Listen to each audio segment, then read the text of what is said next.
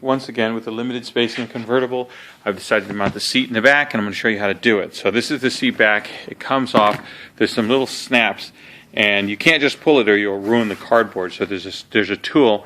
You can get a cheap version of this tool at Harbor Freight. I'll show you what it looks like. In the meantime, there's a pattern that I made, but let me show you the tool. Okay, so here's a set of the 3 tools that you can get from Harbor Freight, and this is the one that you need to remove the seat back without breaking it. And basically what you do is you just come in like that, and then you just pry it open.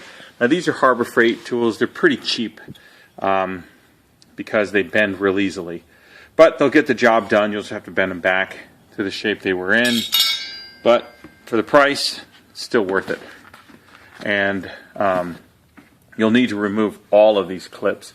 Now you'll probably find that some of them are missing because your seats are probably reupholstered at some point in time. But this makes an excellent location for the speakers on a convertible because you've got the cushion, you've got the burlap, and then the vinyl wrapping it. So it makes it a perfect speaker enclosure, and it really increases the bass. And I'll show you that a little bit later. So what I'm going to do is I'm going to cut it. And what I've done is I've got these, I think they're 6.5-inch speakers. Maybe they're 5.25. I'm not really sure. But you'll have to measure yours individually. And then I took a piece of cardboard and traced a circle, and I'll show you what that looks like. Alright, so here's cardboard. Just a piece of cardboard. What I did was I put a hole in the center and used a little compass. And this is actually 5.5 inches in diameter. But again, it depends on your speakers. Now, what I did was I measured and found the placement. The other thing you have to watch out for is that there's a seat frame right here. So you don't want to put the speaker too low because it won't work. It'll hit the seat frame.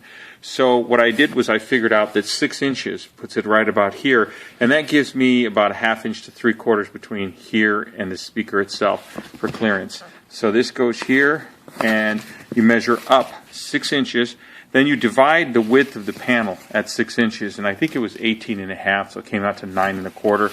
I put a little dot there once I get that measurement, and then I'll hold this and use a Sharpie to mark a circle. So the easiest way is you just measure up 6 inches on this rib here, and because these are all centered from the factory, you count 3 on each side, and then the 4th one, which is the 7th rib, all you have to do is mark, and you can estimate where the halfway mark is. So I put a little crosshair there. I used the hole that I made in my cardboard for the compass, and I used a flashlight to illuminate down here.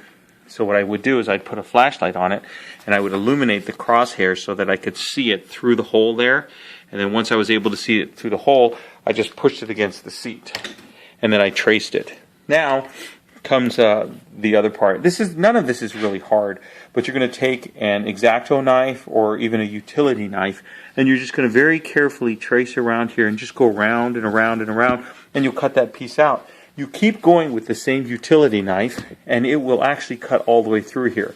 I don't recommend doing it on a little stool because you'll end up cutting your stool, but that's what we're going to do next. Here's a razor knife that I used, and I cut all the way around here, and you can see that there's foam underneath there. But you just keep tracing it around and around until you can cut the center piece off. Then you keep doing it on the cardboard until you cut all the way through. And then you'll find that this piece is probably glued, not very well, but it's glued to the cardboard there. So then we're going to take this outside. We're going to take the panel outside, and I'm going to keep cutting around and around and around until I break through. It doesn't take that long. Go slowly. If you do come outside the edge, it's okay because the speaker kind of has a mounting surface right here that will cover almost like 3/8 of an inch wider than your hole. But if you go slowly, you shouldn't have a problem cutting a nice, accurate circle.